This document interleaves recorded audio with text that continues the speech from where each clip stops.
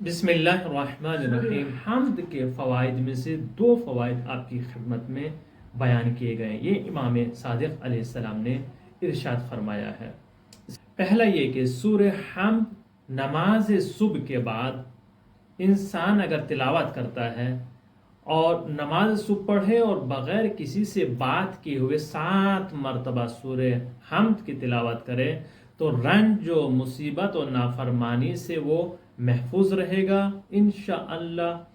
اور جو دوسری روایت کو نقل کیا گیا ہے وہ یہ ہے کہ جو شخص نماز صبح کے بعد 70 مرتبہ سورہ حمد کی تلاوت کرے گا، فاتحۃ الکتاب کی تلاوت کرے گا نماز صبح کے بعد، لیکن کسی سے بات نہ کرے، نماز پڑھے اور فوراً 70 مرتبہ سورہ حمد کی تلاوت کرے تو انشاءاللہ جو مریض ہے اس کو شفا مل جائے گی۔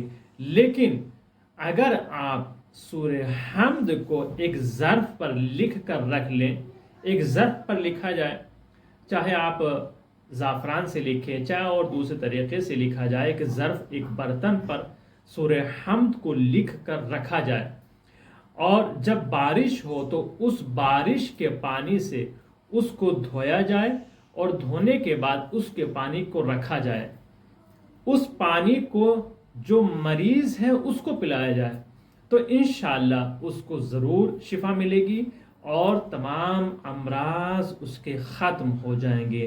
یہ سورہ حمد کے فوائد میں سے دو فوائد آپ کی خدمت میں بیان کیے گئے ہیں۔ یہ امام صادق علیہ السلام نے ارشاد فرمایا ہے۔